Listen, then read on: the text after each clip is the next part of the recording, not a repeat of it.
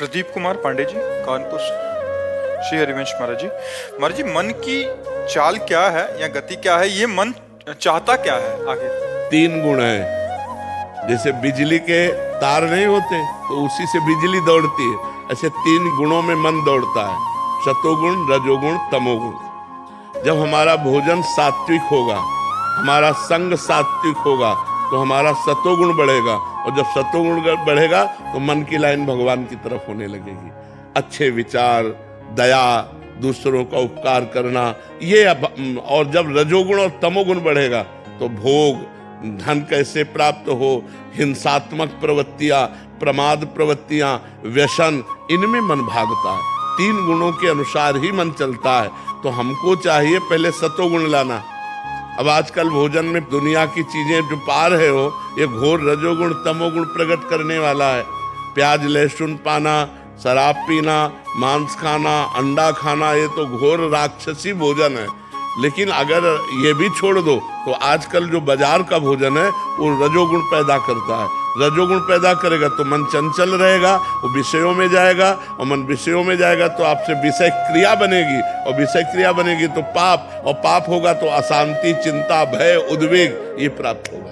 मन की चाल तीन गुणों के अनुसार चलती है, वो स्वयं नहीं चलता, वो तीन गुणों के अनुसार चलता है। जैसा आपका आहार, शुद्ध भाषा में जैसा खाओगे अन्न वैसा बनेगा, गांव गली की भाषा में कहते नहीं, तो हमारा आहार यदि रजोगुणी हुआ, तमोगुणी हुआ, तो मन रजोगुण तमोगुण से युक्त होकर प्रमाद, हिंसा, भोग, कैसे रुपया मिले, कैसे दूसरों से हम सुख छीन सके, ऐसी भावनाएं बनाने लगेगा। अगर सतोगुण आया तो कैसे दूसरों को सुख प्रदान करें, कैसे हमारा मंगल हो, कैसे हमारे पाप नष्ट हो, ये भावनाएं आने लगती। मन में जो भावना पैदा होती वो तीन गुणों के अनुसार होती, स्वयं में नहीं पैदा होती।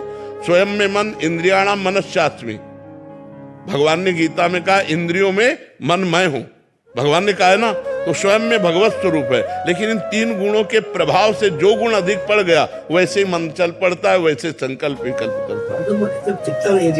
वही तो, इसीलिए उसको टिकाने के लिए साधना है। भगवान के नाम का जप करते हुए हम जब आगे समय व्यतीत करेंगे और वो निष्पाप होगा तो टिकने लगेगा। जब तक पाप है तब तक चंचल है, और जहां वो निष्पाप हुआ तहां टिक जाएगा।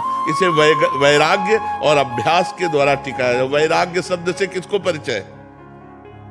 कोई वैराग्य शब्द समझ पाता है वैराग्य किसे कहते हैं? बस केवल भोग भोग, केवल धन धन, मान प्रतिष्ठा, नशा पानी, बस इतना ही समझ में आ रहा है। वैराग्य है, ब्रह्मचर्य है, सत्य है, अहिंसा है, संतोष है, धर्म है, इनको कौन समझ रहा है?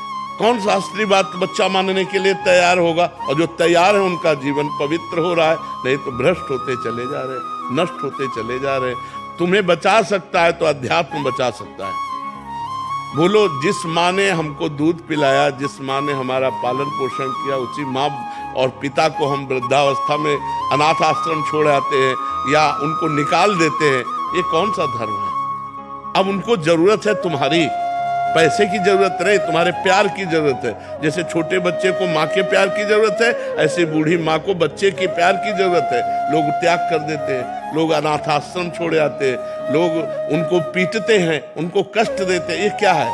अध्यात्म के बिना ही तो है। नहीं तो प्रातः काल उठ के रघुनाथा, मात पिता गुरु नावै माथा। भगवान स्वयं प्रातः काल उठकर अपने माता पिता गुरु के चरणों में मस्तक पधराते थे, हाथ से चुना नहीं, मस्तक पधराते थे। और आज कौन इतने लोगों में हमें बताए कि अपने माता पिता के चरणों में रोज प्रातः काल मस्तक रखते हैं?